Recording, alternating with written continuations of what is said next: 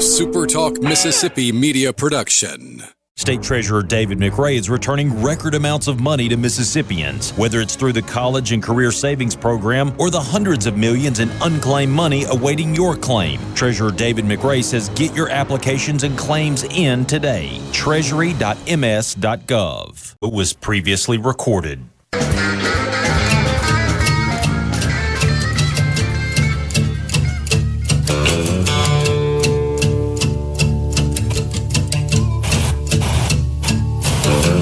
Lazy yellow moon coming up tonight, shining through the trees. Good to be with you. Mornings with Richard Cross, SuperTalk Mississippi. Jay at the Res on the C Spire text line says, no, Jim, Richard is not actually a hunter. I would classify myself, you've heard of CEOs at church before? Christmas, Easter, and other special occasions. That's kind of how I am with hunting. But my passion is for being outdoors, period.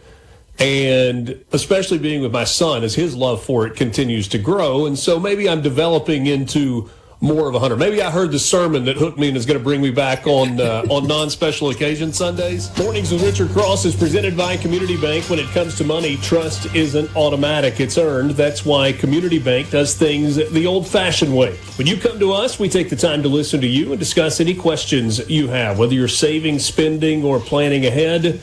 You'll find bankers who know the community because they're part of it. Community Bank, banking designed with you in mind. Visit in person or online at communitybank.net. Outdoorsmen in the state of Mississippi, across the southeast, and really across the country, have three letters that they know are a problem. Those three letters are CWD. They represent the words chronic wasting disease. It is a disease that has no cure, and it affects the deer population, white-tailed deer, mule deer, elk, reindeer, and it is a problem.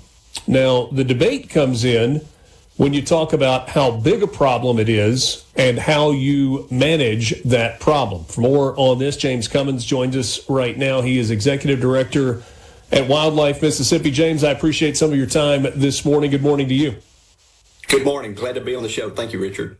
So let's go high level first. I think there are a lot of people that know CWD exists. Maybe they don't know how prevalent it is in some places, even in some of our neighboring states, and maybe don't know exactly what chronic wasting disease is.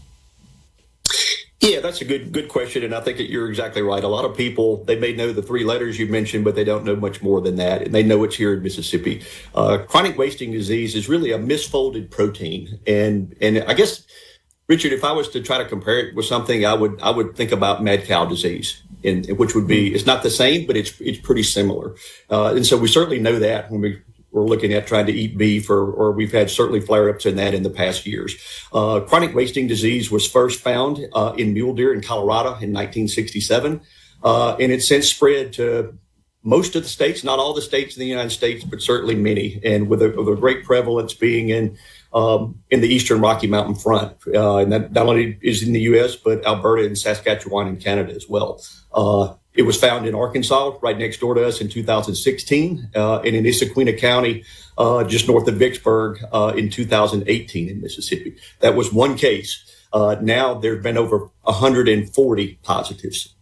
So we've gone in that short period of time. It's really expanded, and it's currently in 23 counties in Mississippi, the most prevalent in the state. And I think one of the things that, as you indicated about people not knowing much about it, is it's in Benton and Marshall County. Probably most people in this state couldn't tell you where Benton and Marshall County are located. Certainly the senator that was on the show just a little while ago, Ken, and she was a great supporter of the Mississippi Outdoor Stewardship Trust Fund, and I appreciate her leadership there. But so it's certainly spread up there, and what we're seeing, Holly Springs, Ashland, Potts Camp, that's the area in north central Mississippi that we're talking about. That's exactly right. That is ground zero in Mississippi for chronic wasting disease. And while people, may not know that much about it, one of the things that I think is extremely important is we're seeing a 90% reduction, for example, in Benton County. We've gone from 20, in Arkansas, for example, they've gone from 25 deer, per square mile, down to 2.5 deer per square mile. That's a 90% reduction. and while we don't have those statistics in Benton County, hunter sightings and researchers are seeing a very similar reduction in the herd in that part of the state. And that's not something that we want. I mean, deer hunting. I mean, you're a hunter. I'm a hunter. We get ready excited about opening day of dove season, getting ready for another hunting season. That's what drives Mississippi. It's our heritage. I mean, of all the states, when Aldo Leopold came to Mississippi in 1932, and he'd surveyed a number of states, what he found was Mississippi exceeded any other state in terms of its interest in hunting. And that's still true today. Yeah. James, I love being outdoors. My son, my 13-year-old son, loves to hunt. And I picked him up from football practice a couple of days ago, and we were running some errands, and he saw a bunch of turkeys out in the field. And he's like, man, did you see all those turkeys? And then he immediately goes, deer season's almost here, Dad. I was like, it is. It's close, but we kind of look around and we recognize that people are getting food plots ready. They are thinking about as we lose the leaves and acorns start to fall, supplemental feeding. And supplemental feeding is, at least in part, at the center of this conversation about what makes sense, what doesn't make sense. I think there are lots of people that love to put feeders out. Is that still an okay way to go? Is a feeder the way to go versus maybe a salt block or a mineral block that some people traditionally have used? When I first started bow hunting, and I bow hunted before I gun hunted in the late 1970s. I'd find a persimmon tree and I'd get close to that. I didn't have a food plot. I didn't have a shooting house. I had a Baker climbing stand that if I didn't attach very well, I'd slide down the tree, and it didn't make me feel very good. Then we went into food plots, and now we certainly, many Mississippians have started putting out protein and corn as feed. I personally don't feed. I don't bait. I try to manage habitat, improve our forest, improve our grasses, improve the smilax or greenbrier, improve our existing foods, and try to produce larger deer that way. The more you concentrate deer, that includes in a food plot, and that's even more so with a feeder. The more you concentrate something, the greater chance. It's like being out on Ross Barnett Reservoir during COVID. It's a good chance if you're in a boat and somebody's 100 yards away, you're not going to catch anything. But if you put everybody all together, your chance of spreading that, or put everybody in an airplane, the chance of spreading that goes up significantly. And researchers have recently found in a peer-reviewed article, so it's very good science, the Mississippi Department of Wildlife, Fisheries, and Parks, Mississippi State University, and the National Wildlife Research Lab have determined that feeding certainly increases the spread or the chances of spread of chronic wasting disease. So if yes, people are feeding, but in areas where CWD already exists, look, it's as you mentioned when we started the show, it's always fatal. We can't get rid of it. It's here, but what we can do is slow the spread of it. And if I was looking at how to slow the spread of it, to be honest with you, where it's already existing in like Benton and Marshall, not a lot you can do there. But we're on the fringe of counties, for example, where it doesn't exist yet, but it may be adjacent to a county that it does exist. I think that's where we need to spend a lot of time and effort is that's where we have our greatest chance of slowing it. So if we're not feeding in those counties that are adjacent to an infected county, and it spreads at about 3.5 miles per year. So if we can reduce, contact where if that deer is at a feeder and then another deer goes up, there's a very high likelihood that deer is going to obtain chronic wasting disease if the deer before it, had CWD. So I think we can stop feeding in many areas, and that will reduce the spread. So when you talk about Benton County and Marshall County as being ground zero for CWD in Mississippi, does that mean that those populations in those two counties are going to continue to fall, period? There's no way around it? Or when you talk about slowing the spread, can you even slow the spread within a county? And I guess deer don't have maps, and they don't know where county lines are, and they don't know where property lines are. They're not just going to stay in their one little place. You can't quarantine deer necessarily. But is there any way to slow the spread within a county where it already exists?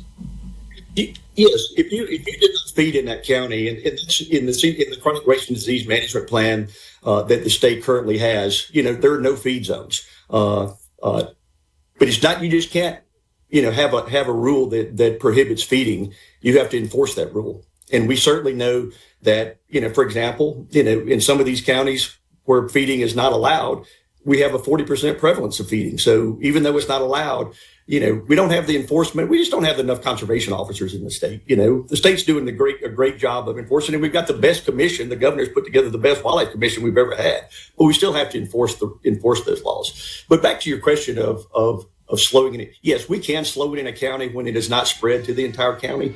And you're exactly right. They don't pay attention to lines or political calendars or anything like that. But I think our greatest chance. Our greatest effort is really going to be where the disease does not exist. Yeah. We get a question that says, tell us about how to recognize CWD in a live animal. Whether you're in a deer stand and you see a deer through binoculars or you're driving along and you see one on the side of the road, is there a way to know? We got about 30 seconds till the break, then we'll continue the conversation. Sure. So an infected deer with CWD is early on, they're just going to have abnormal behavior. They're going to walk funny. They're not going to look right, But as that disease progresses in that animal's body, they're going to have a lot of thirst. You're going to see them more go to water. You're going to see them look very emancipated. In other words, you're going to see ribs showing. You're going to see something that looks like it has a disease and it's not doing well. From the Venable. Up tonight, shining through the trees. Good to be with you. Mornings with Richard Cross, SuperTalk Mississippi. Jay at the Res on the C Spire text line says, no, Jim, Richard is not actually a hunter. I would classify myself, you've heard of CEOs at church before? Christmas, Easter, and other special occasions. That's kind of how I am with hunting. But my passion is for being outdoors, period. And especially being with my son as his love for it continues to grow. And so maybe I'm developing into more of a hunter. Maybe I heard the sermon that hooked me and is going to bring me back on non-special occasion Sundays. That's kind of where I am. But I do have a great passion for the outdoors in our state and the health of our animal population, James. And you say in an article that you wrote, it's available at supertalk.fm. You can read that. James Cummins, Executive Director with Wildlife Mississippi, that we're at a bit of a crossroads with regard to the Mississippi Department of Wildlife, Fisheries, and Parks, the MDWFP. Every 5 years, they re-examine and reassess the policies that go along with CWD. They're in the process of doing that right now. Is that correct? That is absolutely correct. And, about 2 months ago, they called a number of us in the conservation and hunting world together at Holmes County State Park and really went over what they were thinking in terms of revising their CWD management plan. And one of the things that they had talked about was opening up feeding statewide.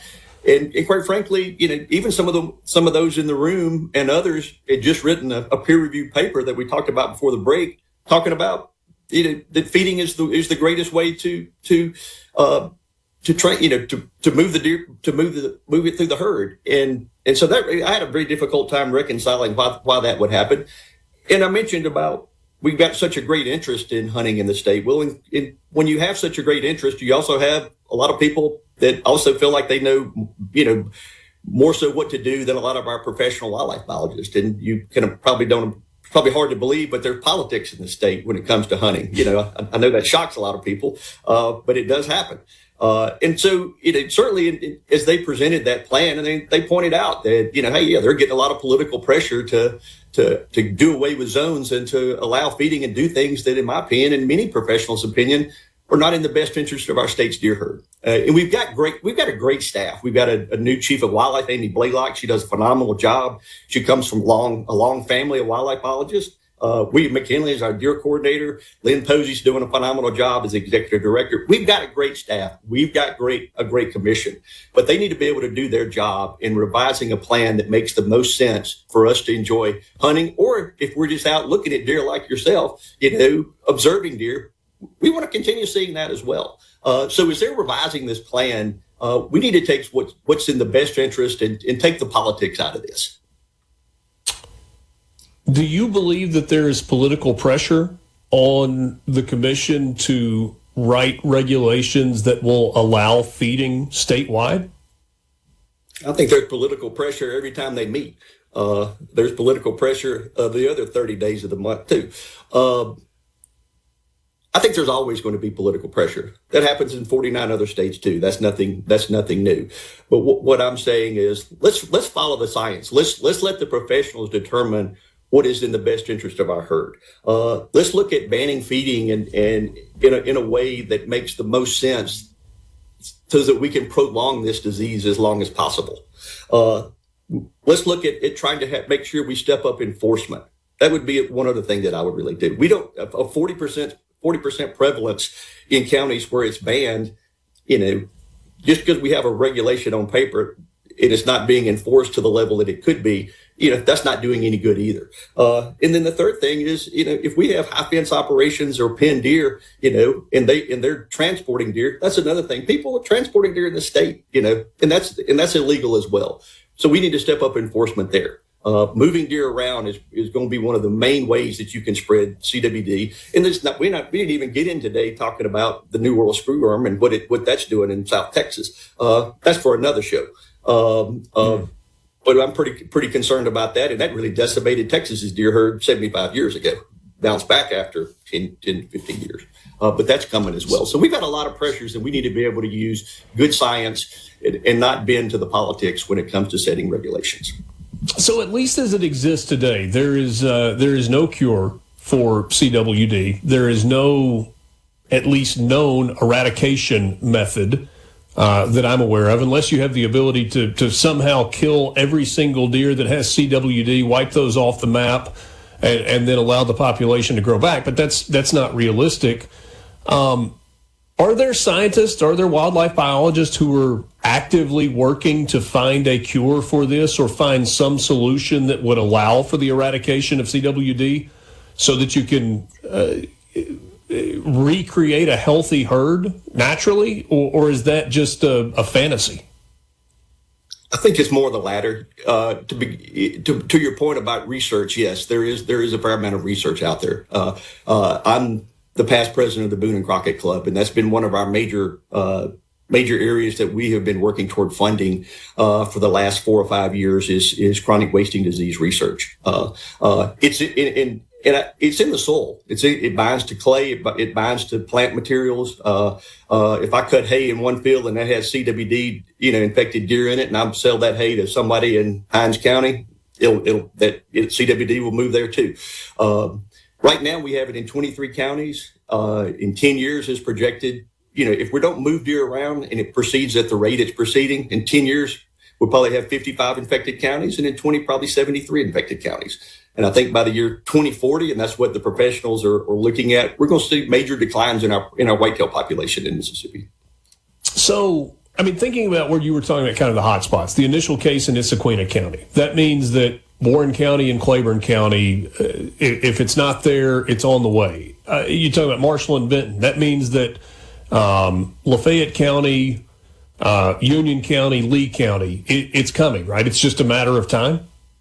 Correct. It's coming. It's already there. It's already in Lafayette. It's already in Alcorn. So you're certainly seeing, these areas. And it moves at a roughly 3.5 miles per year. So it doesn't move fast. But deer don't live in a single tree either. They have home ranges and they move as well. Yeah.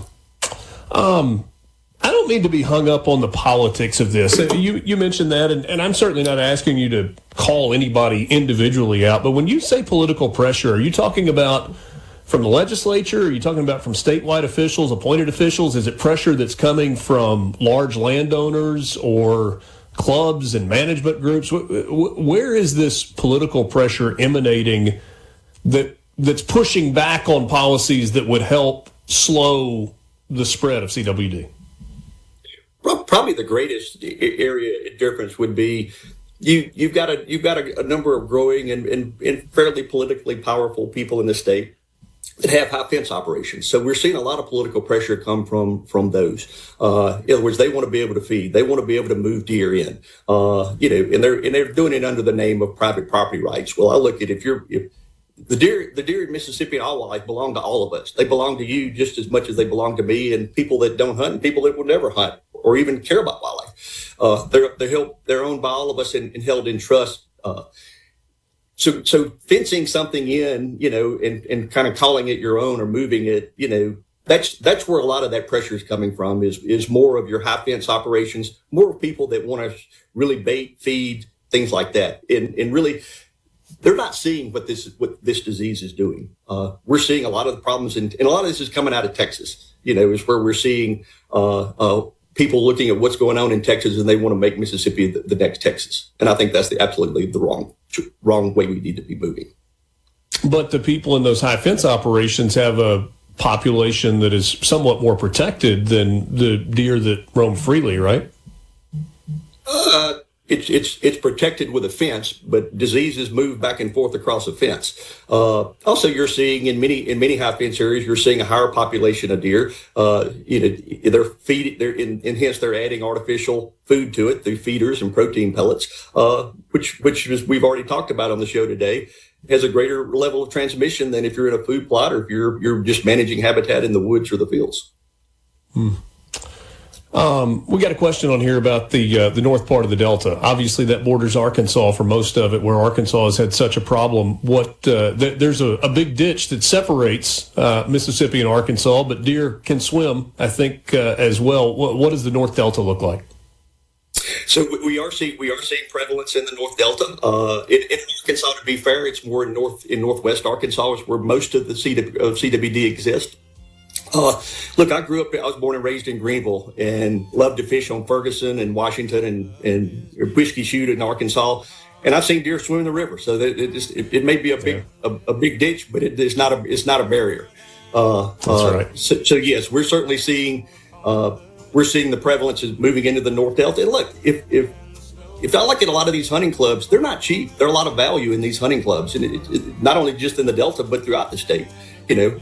This can hurt landowners. This can hurt hunting lease rates. Sure. This is something that the economic piece is just as important as the environmental piece. It's very real. James, I appreciate your time. Check out the article online at supertalk.fm. It's a really fascinating read. We'll talk again soon. Thanks so much. Thanks for being on. Mornings with Richard Cross, SuperTalk Mississippi.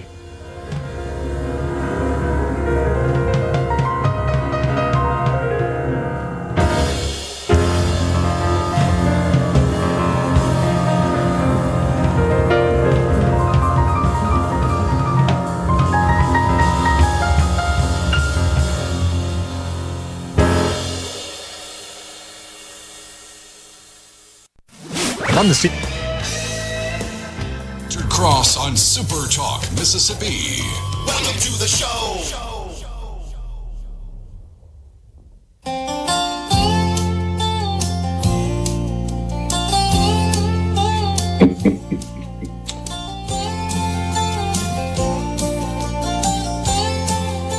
Welcome again. Mornings with Richard Cross, Super Talk Mississippi. Thanks for joining us. I say mornings with Richard Cross, at least for now.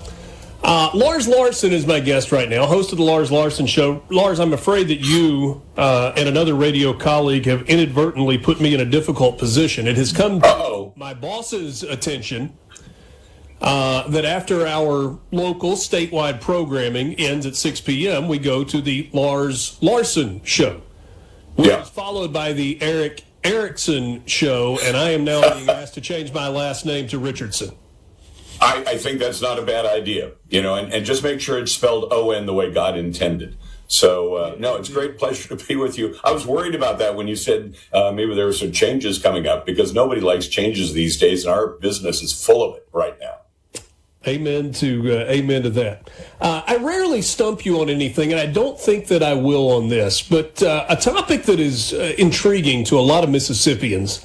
There was a court ruling that just kind of died a couple of weeks ago, and it had to do with the purchase and the tax exemption and the regulation of suppressors, or silencers, as some people call them, in the gun world. The National Firearms Act has been in place for a very long time, dating back to the 1930s. It regulated the sale of short barrel rifles and suppressors and other machine guns. Yeah. The state of Texas said, we're going to stand with gun owners on this, and they won. But different states have different laws, and there's some Mississippians that are saying, okay, what does this mean to us? I'm curious, as you look at this story from a national standpoint, knowing that states have different laws, what do you make of this as it pertains to the Second Amendment and gun owner rights and the ability to own weapons that are not, or own firearms that are not maybe as mainstream as some are? I think you should be able to own anything. In terms of the suppressors, I think people should be able to own suppressors. I don't happen to own one because when I had an opportunity to buy some a few years ago, they were hideously expensive. They have come down in price dramatically. And people should understand, they do not make your gun sound like the guns in the movies, a little spit sound. No, they just reduce the volume. They'll knock the decibels down enough that maybe you don't need as much hearing protection to be able to go to the range. So they have a very practical use, especially for people who are concerned about their hearing. And after, 51 years of wearing headphones, my hearing is not the best in the world anyway. But I think people should be able to own them. And I think an awful lot of the opposition to things like suppressors is not based on anything practical. The left simply hates anything concerning guns. And that includes accessories to guns, and that's what suppressors are. They're merely an accessory. So they're not a firearm, although for decades, as you point out, the NFA regulated them as though they were firearms themselves. And they're not. And so I think we should be able to buy them, and we shouldn't have to go through all the nonsense of a big pile of paperwork and a $200 fee to the federal government. What do you think? I agree with you. So I'm friends with a bunch of gun enthusiasts, and yeah. I absolutely support not only Second Amendment right, but the ability to buy accessories. I have found myself debating some of the accessories, FRTs in particular, the forced reset trigger. I don't know if you've seen these or not, but I mean, you can put them. I have lots of guns, but specifically on a .22 pistol. And you can put a large magazine on there, and basically you pull that trigger, and in 3 seconds you can fire 30 rounds. And there's no practical application for it. They're a heck of a lot of fun. My son loves doing that on the range, and he's like, that's so cool. And I agree with him, but I also look at that, I'm like, okay, is that, because I get the slippery slope argument. People say if you put any regulation on firearm ownership or accessories for firearm ownership, you start down this road. You've made it easier once you say no that you can say no again and say no again. Yep. But I feel like common sense is not the worst thing either. No, but here's the question. Do you have a right to own the firearm to begin with? Yes. Do you have a right to own things that were, and if the standard is, and the standard accepted by the courts now, seems to be whatever was in existence at the time. Were there semi-automatic rifles at the time that the Second Amendment was written? The answer is yes. And people who don't know history will say, oh, no, it was all single shot, rifles or shotguns. And that's simply not true. It doesn't match with the historical record. So what's wrong with owning a firearm that will fire more rapidly? And you say, because it makes it more likely to be used in a crime. Actually, take a look at the guns that the left tries to regulate, which is semi-automatic sporting rifles. I own a half a dozen AR-type platforms. And those are not used in crimes. I'll tell you what, blunt objects are used to kill about 900 people every year in the United States. Do you know how that compares to deaths from a rifle gun, a shot of any kind? It's double. It's twice as many people are killed with a blunt object like a baseball bat or a hammer as are killed with rifles. What is the problem if you want to say any particular type of gun is a problem? Pistols and cheap pistols and pistols in the hands of criminals. Those are the ones that are used to commit about 10,000 homicides every year, most of them committed in about 2% of America's counties. So we know where it's happening. It's very focused in particular parts of the country. There are 4,000 counties in the United States. Half the counties have no homicides on average every year. And 2% of the counties account for something like 60 or 70% of all the homicides in America. So if you want to if the problem is violent crime, then let's go after the cause of violent crime. And most of it is disputes between various rival gangs. They're usually battling over turf or drugs, one or the other. Lars Larson is my guest, host of the Lars Larson Show. Earlier this morning, Chuck Taylor was on with me. He is the chairman of the Democrat Party in Mississippi, and he's a representative. I can't get Democrats to come on my show, Richard. Congratulations to you. There are a few that are willing. We had a good conversation. I asked him specifically about the DSA, about Democratic Socialists, and kind of alignment with Democrats in Mississippi who, I would generally say Mississippi Democrats are more, blue dog, yellow dog, old school, kind of the way we think of Democrats from the 70s, 80s, 90s, generally speaking. But there are others that are farther to the left and more in line with some of what we're reading about the DSA. And my question was, how do you make those two things line up? I mean, close to where you are in Portland, people that espouse DSA beliefs, they can shout it from the rooftop. They can shout it from the rooftop in Seattle and Chicago and New York.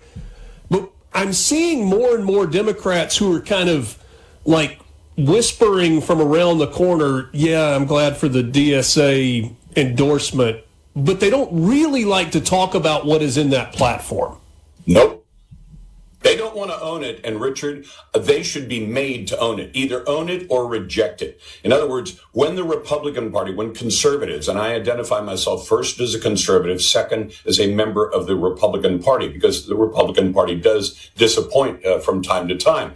But if the Republican Party decided to own particular issues in a certain way, the way the DSA does, the Republican Party would have a choice. Embrace it and say, yes, that's who we are, or reject it. The Democrats are stuck in that quandary. They don't want to reject the DSA because if they do, they're telling everybody, we don't want the support of what appears to be a growing movement within the Democrat Party. And they're going to be stuck with it. And they're going to be stuck with the politics of Mamdani and Katie Wilson, the mayor of Seattle, who's a complete full-on idiot.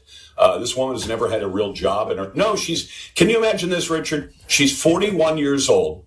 She has a husband and a baby, and she and her husband have never had real jobs in their entire lives, and mommy and daddy pay their bills.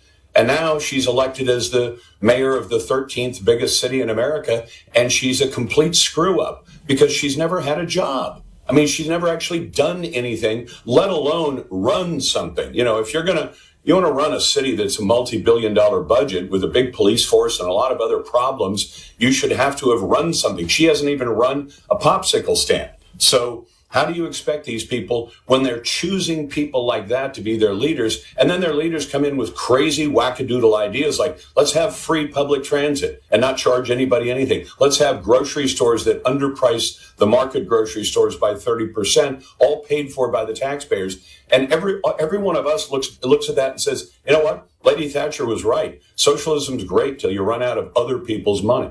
And that's what they're going to do. It's funny how often that quote keeps coming up, that Margaret Thatcher was ahead of her time. Like, this is a really good thing, right up until the point that financially it's not feasible anymore. You got time to hang with me for a couple more minutes?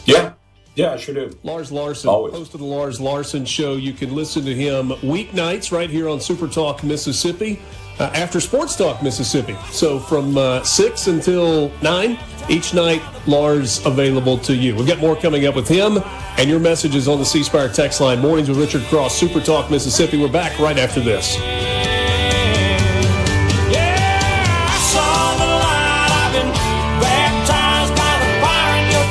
And the flame in your eyes. I'm born to love again. I'm a brand new man. Yeah, I'm born to love again. I'm a brand new man. 6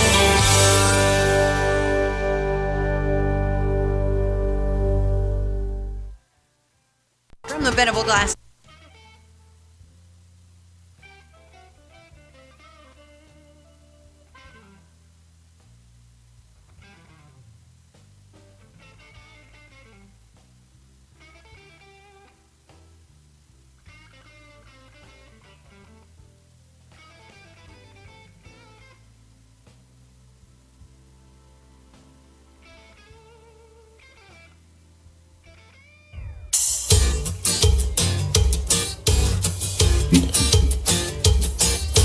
Lars Larson, my guest, as we wrap things up with you this morning. It's Mornings with Richard Cross, presented by Community Bank. Thanks for joining us on the C Spire text line.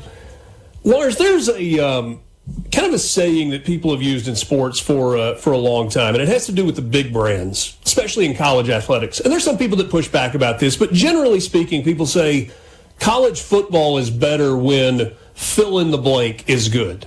Now, that doesn't mean exclusively those teams are good, but, when Southern Cal is good, when Texas is good, when Ohio State is good, when Georgia is good. I think there's an argument to be made. The United States is better when our greatest cities are good, when New York City is great, when Chicago is great, when San Francisco which is such a beautiful place, is good. Some people might push back on that as well. Is there any going back or saving some of our great cities that are Democrat strongholds? There's no other way to describe them. I think there is a way to save them, but what I fear is that we're going to have to do what individuals do when they've decided to wreck themselves. Usually it's drugs or alcohol. It can be other things, but drugs or alcohol wreck an individual. And at some point, they may hit a wall, metaphorical or otherwise, and decide to stop that damage and start to repair what they've allowed to fall apart in their lives. Other people go all the way to hitting the wall, and they overdose and they die. And so what I worry is that we're going to have to go to the point where those cities hit a wall that is so hard and does so much damage that you may not be able to repair it afterwards because nothing else seems to wake them up. I'll give you an example. Our main studios in Portland, Oregon, which during the pandemic, during the riots of 2020, was ground zero. And if you turned on network news anywhere in America, you saw pictures of downtown Portland. It's been a radicalized city. And right now, the thing has run down so far that the average response time, get this, Richard, they used to shoot for 7 minutes. If you called 911 and said something is burning, blowing up, or bleeding, you got response, they hoped, in 7 minutes. Sometimes it would be a little longer. These days, average response time to a 911 lights and siren call is 21 minutes. 21 minutes. And that's insane. And why? Because the number of police in the city is about half what it should be staffed at, according to the national norms. So how bad does it have to get before those in charge who've come to this with a philosophy about how to run a city, and part of that philosophy is get rid of the cops, get rid of judges that put people in jail. How bad does it have to get before people finally wake up and say, we can't keep going down this road? And they haven't reached that bad point yet. I'll give you an example, Richard. The biggest single signature building in Portland is 40 stories tall. It's the U.S. Bank Tower, and it was called Big Pink because it's all covered with glass that in the evening looks pink, during sunset. And it's 40 stories tall. It sold about a decade ago for $390 million. I call it $400 million. So round it to $400 million. That's about $1 million a floor. $9 million a floor. It just resold less than a year ago for $1 million a floor. That's how far things have fallen apart. Wow. Yeah. How bad does it have to get? Yeah, well, and that's the question, right? I mean, with going back to kind of the socialism conversation and DSA, when you look at the profile of the people who are making up this movement, it is not traditional Democrats. It is young, college degree, women in a lot of cases, all who have grown up in city environments. And you just, I hesitate to say educated versus college degrees, because I don't know how with actual education you come to the conclusion that, hey, you know what? Things are bad. I think socialism is the answer. No, and I don't either, other than people say, gee, it'd be nice if somebody else paid the bills. Except all of us who are conservatives understand there ain't no, as my favorite science fiction author, Robert Heinlein, said, there ain't no such thing as a free lunch, Tannstafel. Because there's no free lunch. So when somebody promises you a free lunch, you should immediately start looking for where's the real price tag on this deal. And if you can't find it, then that means somebody has hidden it very well. And that's what Mamdani and the others are promising, is a free lunch. And it doesn't exist. Less than a minute to go until we get to the finish. Always appreciate your time, and our time is too short. As you look at the situation in the Middle East and Iran right now, what is your biggest concern? My biggest concern is that we get this dispute with Iran over with, and that they end it by not just promising, but let us assure ourselves that they have no nuclear weapons. Presidents of both parties have said Iran cannot be allowed to be nuclear armed, and I agree. Obama said that. Trump has said that. Let's make it happen, and let's get it over with, and let's get oil back where it belongs. Do you believe the will is there with President Trump to see this through, to get those concessions? I have no doubt that there is. I don't see him giving up and walking away and calling it good, because that just kicks the can down the road to the next president. I think Trump will finish this one. And it also makes the last 8 months completely a waste, or at least largely a waste. Lars, always appreciate your time and your insight. You can check out the Lars Larson Show starting at 6 p.m. Central Time right here on Super Talk Mississippi. Thank you, my friend. Always my pleasure. Show was previously recorded.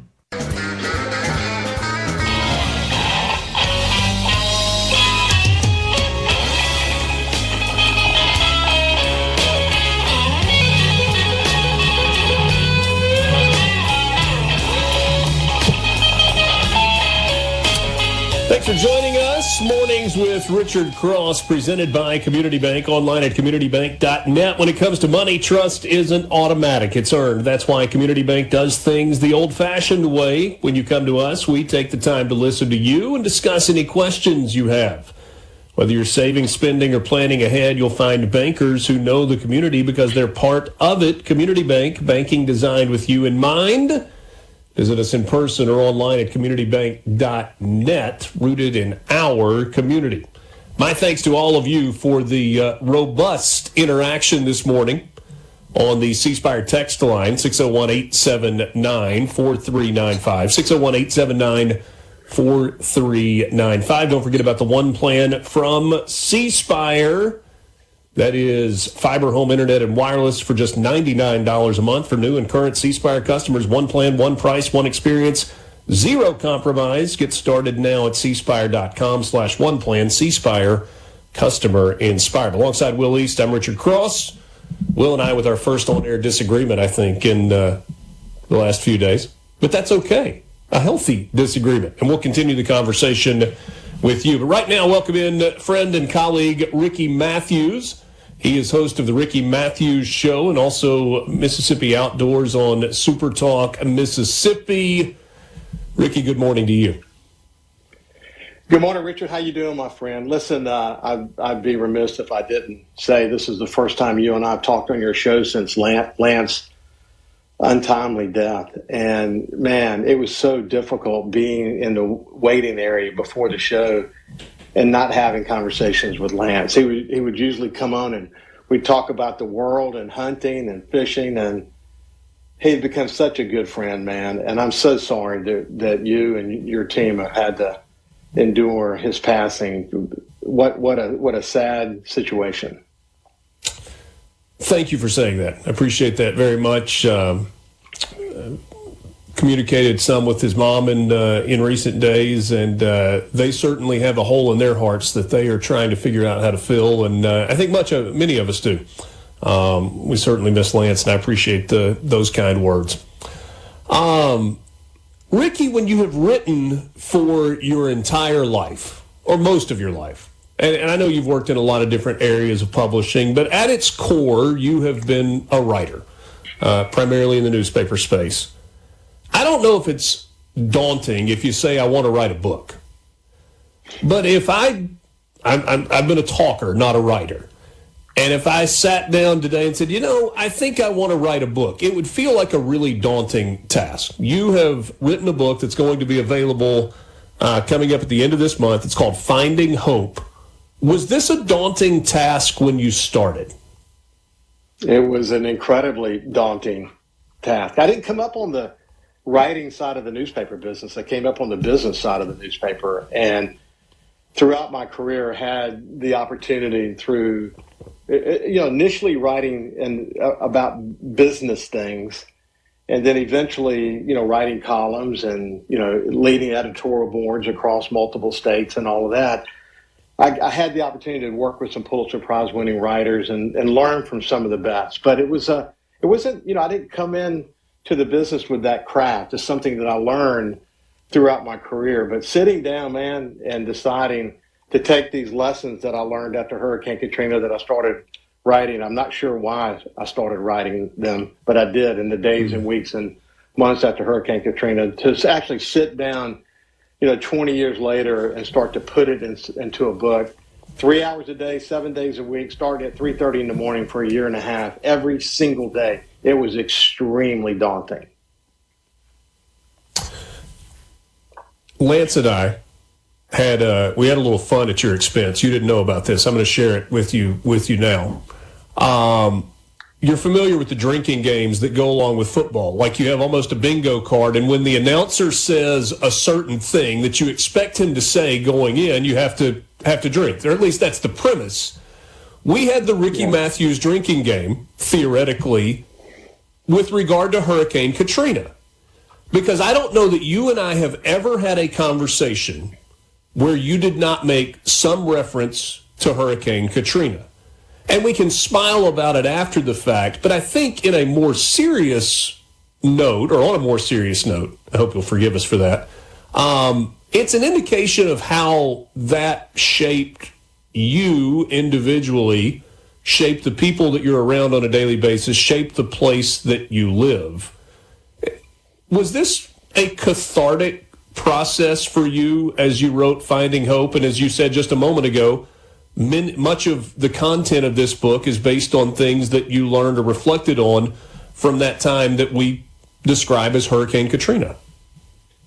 Well, Richard, it's interesting because I think not just me, but literally tens, if not hundreds of thousands of people on the Gulf Coast, whether it's Katrina or some other major disaster. I think about people in tornado regions or wildfires in California or Hurricane Helene in the mountain towns. That a significant event like that, like Katrina in our case, is you tend to think of life as before that storm and then after the storm, and what we learned as a result of it. It literally changed my life. And what was interesting about the process of writing about it was I had this folder was huge. I had probably over 50 lessons to start out with. We were able to, I was able to bring it down to 25 really practical lifelines. Is that what started as a small book about life lessons from Katrina, turned into a book about hope. And I give Paige Roberts, Paige from a community leader here on the coast. Yeah. She read an early version of the book and said, I like it, but I want more stories. And then I started diving into the people that I had talked to on my show. Listen, you have as well, but I did a little count this morning. I keep notes on every single conversation. I don't know why I do it, but I do. 1,900 separate notes that I've kept since I started my shows back in 2020. And I started thinking about the people whose inspiring stories I had the opportunity to tell. But it wasn't until I met Emma Benoit, the teen suicide attempt survivor who got paralyzed and now travels the country telling teens that silence will never keep you safe. It wasn't until I met Emma that I realized that the book needed to be practical lifelines, not just about getting through the storm, but then ultimately how to pass hope forward. Katrina is sort of the seed for all of this. It teaches us about resilience. It teaches us about what hope really is. But then it evolved much greater than that. I think I had a good place to start from. But then, you start to reflect on life storms, the storm that you go through, not having Lance and working through that grief and his family and so on. everyone's going through something, Richard. And so I feel like, in a way, having the opportunity to write the book is a bit of divine intervention for me. Yeah. I've listened to a number of interviews with John Grisham over the years, and there's some people that like him as a writer, and there's some people that think he's a formula writer that just is, pounding out books to sell them, whatever. Kind of hard to argue with the success. And in some of the interviews that he has done, especially early on, he talked about things that he learned, either about the writing process or about himself or the discipline it took to do what he does. And I was always fascinated with that. I'm curious, I would think most people that write a book learn something about themselves along the way. You learn anything about yourself, about Ricky, in the process of writing this book, Finding Hope? Well, again, what started as a book that started to evolve in the post-Katrina world, as I sat down and started to understand this is really about life storms, I started thinking about my own life, growing up with undiagnosed dyslexia. And I have a chapter or a lesson in my book about grit, about, you refuse to quit, this refusal to quit. And I don't know how I got through dyslexia. It's so ironic, actually, when you think about me going on to be a publisher for these wonderful, great newspapers, that I started my life not knowing if I would ever be able to get words to behave. Or when I started my first career, which was as a paramedic, and I was going to become an emergency room physician. And PTSD and the experiences of being a paramedic changed, my course. When you start to add these things up, finding my own father dead, doing CPR on a man at Ground Zero in New York City after the World Trade Center collapsed. These things start to really come together and recognize that I had a responsibility to share some of my own vulnerability. So I think that's probably one of the most significant lessons I learned, to be honest with you, is that vulnerability is a strength. Emma talks about that, Paige and many others talk about that, but I learned that is a very powerful part of being able to share your story, that you must be willing to be vulnerable. And that was not easy for me to do.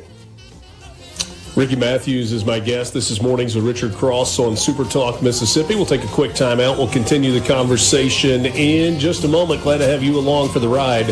MRC back right after this.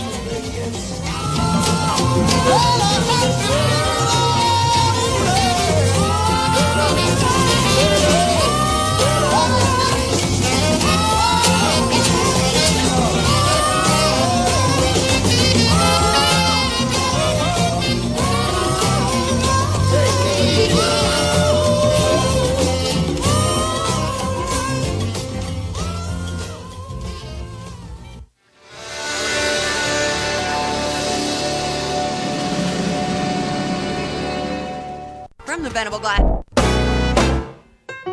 Where's all my bio?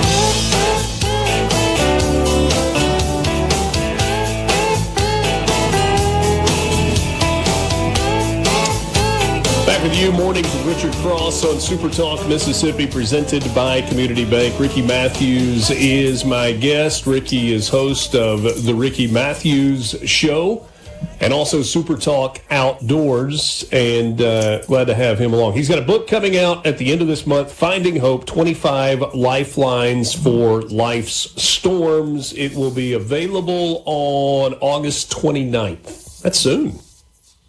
It is. You have a copy of it in your hands yet? Have you gotten it back from the printer? Yeah, actually, we've been through several rounds of proofs, and we are literally expecting the final book to arrive today, literally today. Okay. Publishing process. You've talked about your role as a publisher. I visited with Neil White before, who has a publishing company. It's located in North Mississippi, and he's talked about how that industry has changed. What about your experience in publishing?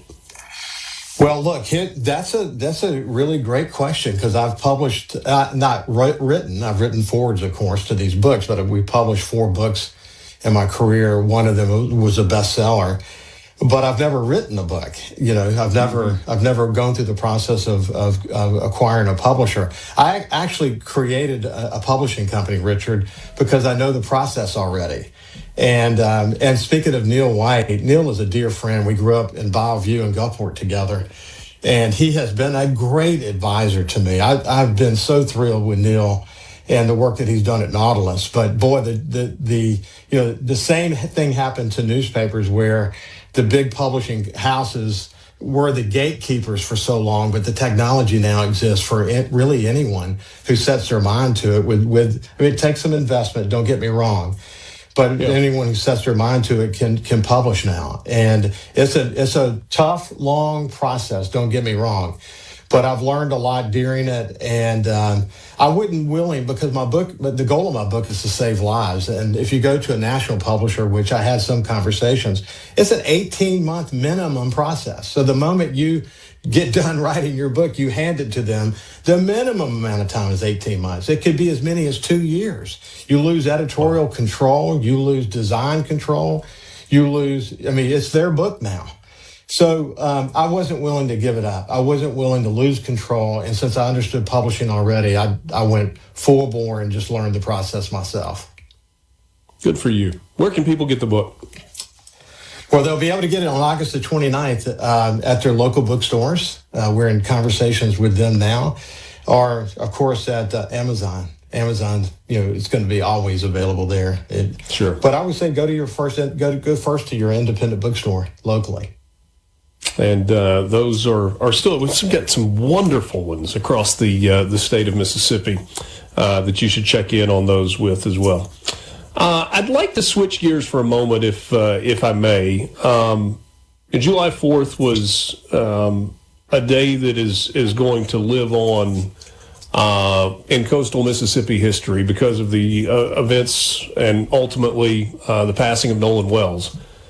Ricky, we went through this firestorm of news that felt like it lasted for about 3 or 3.5 weeks, where there was a new update or no update, but a new headline day after day after day. It seems like, from where I sit, 300 miles north of the coast, that it has died down a bit. What about with where you sit, still right there in your backyard? Is this still a daily conversation for residents of coastal Mississippi? Is it something that is dominating the conversation everywhere you go, or are people moving on? You know what's interesting? I literally learned this past weekend that one of my dearest friends that I know in the boating community, one of his grandsons was involved in this. I learned that this weekend. But listen, man, and I'll tell you more about that, but our news feeds are still full of trash. Sadly, it's unfortunate. The irony to me, Richard, of all ironies in this deal is that I wrote, as you know, I wrote a couple of columns about it, but the irony of all ironies is that the old Mississippi that those outsiders want to try to dig up about us and say that's the reason why we can't be trusted, that's the reason why something terrible happened to Nolan, et cetera, is what they were actually doing on the island together was literally practicing the new Mississippi. So if we discovered that there wasn't anything, that someone didn't commit murder or something like that, and I don't think that's going to happen, that he in fact it was an accidental drowning for whatever reason, then it's just incredible. It drives people crazy to think that we've made so much progress in race relations and we're enjoying diversity, especially in places like Ocean Springs, Mississippi, of all places. They don't care where you came from, who you love, what race you are, what politics you are. They love you. That's a symbol of Ocean Springs and the Mississippi Gulf Coast, and frankly, for Mississippi for the most part. And they were practicing the new Mississippi, and then immediately they get drawn back into the past because of all this. That is so sad. I hope people get to see the real Mississippi when all this is said and done. It's interesting as you say that. I feel like if you live in Mississippi and you've seen the progress that the state has made economically, racial diversity, getting along, pick the category, educationally, that when the reaction that you're talking about pops up, your first reaction is almost like, you know what, screw you. You have no idea what you're talking about. We're good. But then you realize that, no, this is, I use the word fight. I don't think that's the right word. This is a fight maybe that goes on forever in terms of the perception of the state of Mississippi. And everybody's always quick to say, look, if you come here, if you visit, if you're part of the culture of our state, if you meet people, your perception changes forever. But so many people don't do that. And so I don't know where that leaves us. Like, do you just keep fighting, or do you say, you know what, we're better off with you not here if you think that's who we are as a state? Well, too many people who are saying these things aren't here and haven't been here. You know, they're just looking for clicks or whatever it might be. I don't think we go on fighting. I think maybe a better way to say it is that we go on living by example. You know, I often say that people who leave here, you know, I had in my career the opportunity to leave a lot. You do in your work. We all, you know, there are many of us in Mississippi that we carry with us even today. I felt that 30, 40 years ago, I still feel it today, that we carry a burden to dispel the myths of Mississippi. Often the myths of Mississippi are dispelled when people visit here and they go on the blues trail or the country music trail, or they come here to help after a disaster or whatever it might be. What they see in the hearts and souls of Mississippians blows their mind, and they fall in love with it because it's a very special thing. But I think we just got to live by example. And those people who make all this noise for their own benefit, who want to believe whatever they want to believe, we can't counter them. So the only way we could counter them is in kind. You know, go on CNN or go on Fox and all these other networks or whatever, and fight back in those venues. Otherwise, we just, like on this show, we're talking to the choir. But I think every one of us has a responsibility to live by example. And I think, you know, we'll always fight our past for sure. But what matters is what we think. And what matters is how we feel about what is in our heart and souls. And that has been the thing that I hear over and over and over again, how unfair this has been to all those boys that were involved in this situation who have been called murderers. It's just unfortunate. It's wrong. And they were literally living the new Mississippi. And their lives have been changed probably forever. It's just sad. And sometimes staggering, and it is brought to light in a tragic situation. The number of grifters, of profiteers, of race baiters, of people who are trying to capitalize on somebody else's misfortune. How many of those people are out there? And sometimes they tell on themselves. It just happens that way. The book is called Finding Hope. The whole title, Finding Hope, 25 Lifelines for Life Storms. It is available on August 29th, wherever you get your books in Mississippi, whether it's online or in your local independent bookstores. And if I'm not correct, that's the 26th anniversary of Hurricane Katrina. Is that right? That's it, 26th anniversary. Wow. That date was not chosen accidentally, was it? It was not. It was not. Ricky, congratulations. I know it was a huge undertaking. Wish you nothing but success, and hope that you will pick up a copy of Finding Hope by Ricky Matthews. Thanks so much, as always, for your time. It's my pleasure, Richard. Take care, my friend. Ricky Matthews, host of The Ricky Matthews Show and SuperTalk Outdoors. Always good to catch up with Ricky.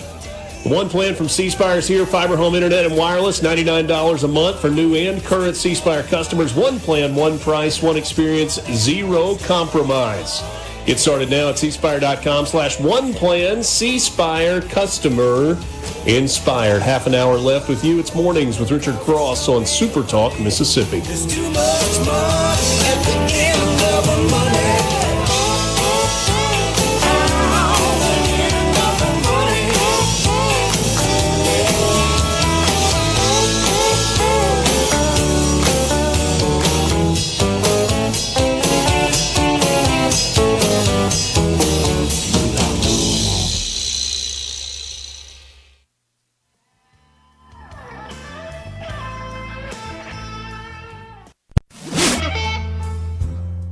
Here on Super Talk Mississippi.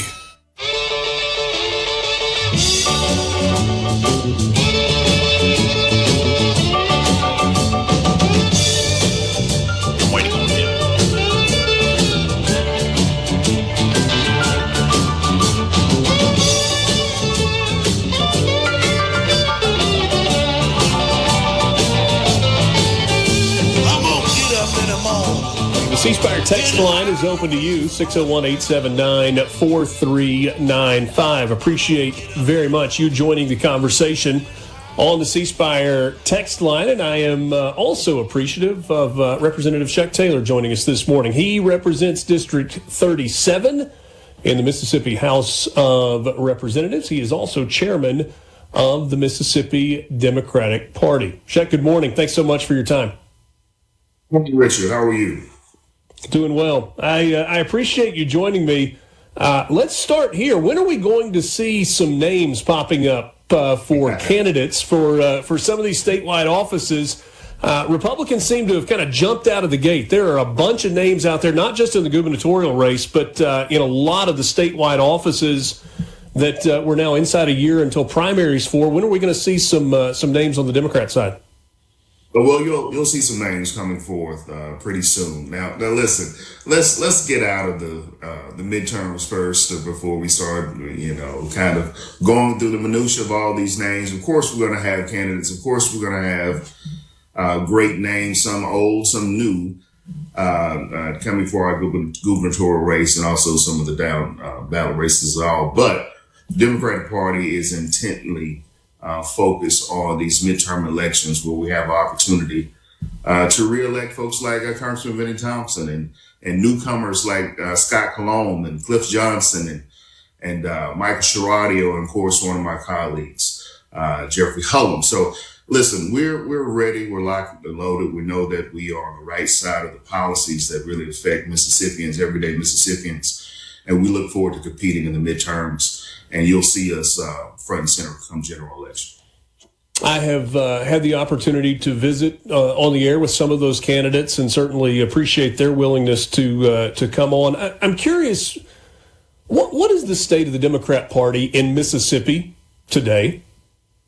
Well, that's an interesting question because we are constantly evolving, just like all political parties. And what I mean by that is simply this: that our message is growing. We're looking at the state of Mississippi as far as the 15 to 20 years of a Republican supermajority, a Republican trifecta, when it comes to the governor's seat, the lieutenant governor, Speaker of the House, and just about every statewide election being held by Republicans. So we're looking at a 15, 20-year track record and seeing where we can actually make policies better for folks in Mississippi who are hurting right now. Why is Benny? You said an opportunity to reelect Benny Thompson in the second district. Why is he good for his district? Because there are a lot of people, and I know you've heard this, who would say that the District 2 is in the same place that it was 30 years ago. That there are not enough jobs, that people are hurting, that people have not moved forward. Why is he the right answer moving forward for District 2? Well, he has to be the right answer because he's been the one fighting and advocating for millions of dollars to come to the state of Mississippi. Many of those dollars actually have been sent back by our Republican counterparts to the federal government. Listen, we get a 5-to-1 match for every dollar we get in the state of Mississippi that we send to the federal government. We get $5 back. And oftentimes, some of our other our Republican federal congressmen and women seem that we don't need that funding and end up sending it back to the federal government when we can use it here. In fact, me, myself, as a state legislator, wrote a piece of legislation that required that before the money is spent or goes back to the federal government, that we have the opportunity to make sure that we keep those funds here in the state. And if we can't handle it as state legislators or, that we give it to organizations that can distribute that money a little better. That piece of legislation never seen the light of day. But for what money are you talking about? What money was allocated specifically for District 2 that has been sent back to the federal government? No, not just for District 2, but for the state of Mississippi. When federal dollars are brought in, it's yes, you can receive it for your district, but chances are it's affecting the entire state. Head Start is one of those programs under fire. Congressman Thompson continues to fight for programs like Head Start that gives children who are oftentimes disadvantaged the opportunity to have preschool education.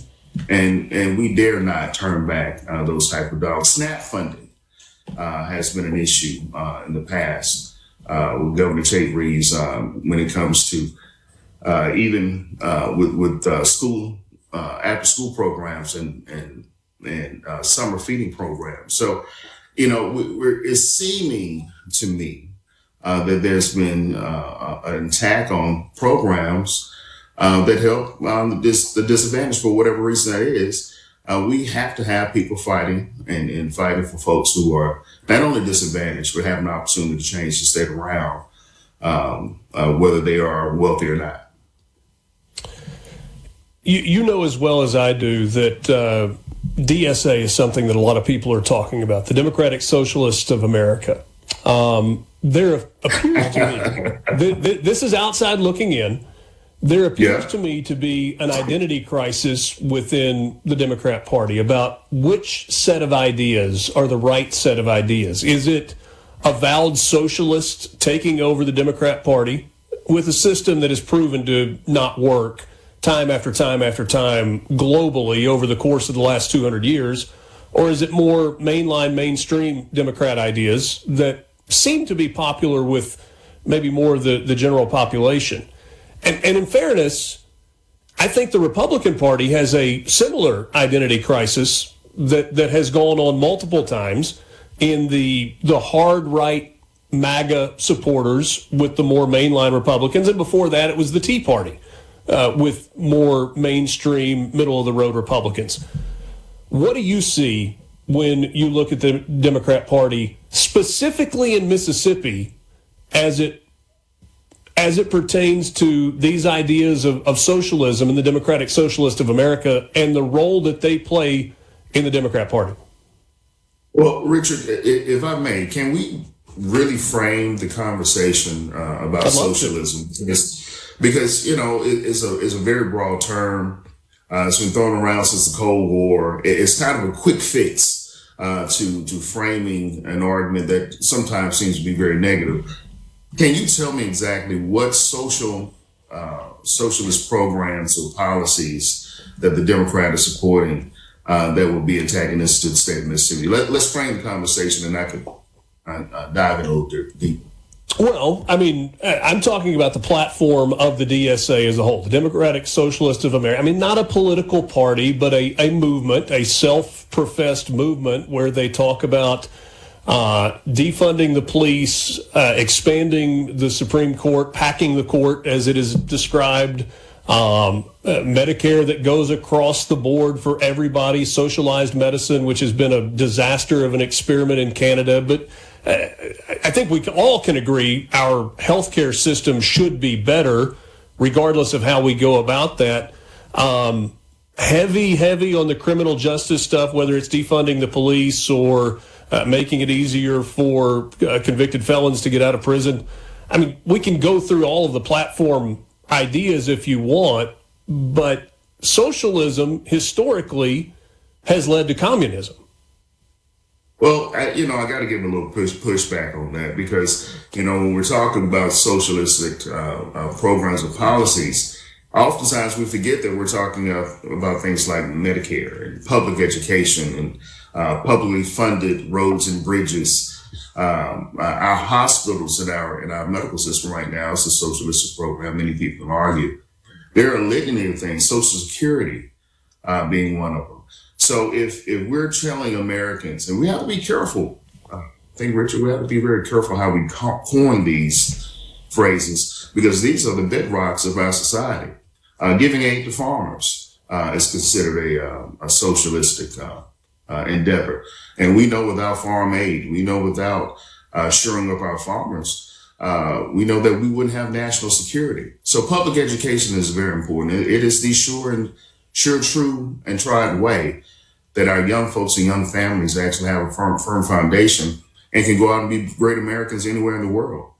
When it comes to our medical system, if we don't really look at expanding Medicaid, we have no clue in how to solve the historic closing of our hospitals. As you know, 8 of these hospitals, 4 of them in District 2, CD2, are slated to close. And now I'm hearing new information that the number may be up to 24. So we need to keep these programs so we can keep Americans healthy, educated, our farmers making sure that we're fed and able to fight these wars.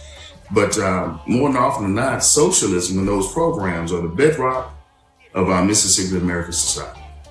Hold that thought. If you don't mind, let's hang on through the break, and we'll continue the conversation in just a couple of minutes, visiting with Representative Sheck Taylor, District 37 and chairman of the Mississippi Democratic Party. We're back with you right after this. Mornings with Richard Cross, Super Talk Mississippi.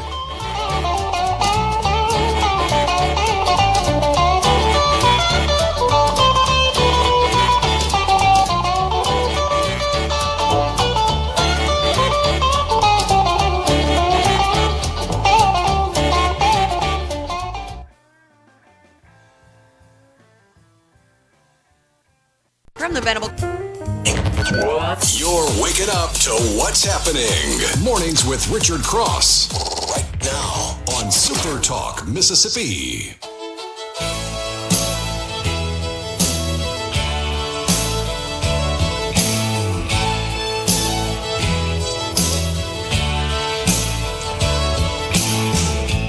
Mornings is presented by Community Bank, online at communitybank.net. Community Bank, rooted in our community. Continuing the conversation with Representative Sheck Taylor, District 37 and chairman of the Mississippi Democratic Party.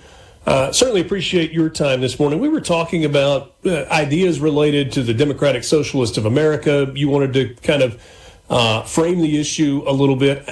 I guess in response, I would say to me the fundamental difference between capitalism and socialism is, and some would say between Republicans and Democrats, is Republicans, at least in theory, believe in smaller government and believe that people can go out and build and earn on their own.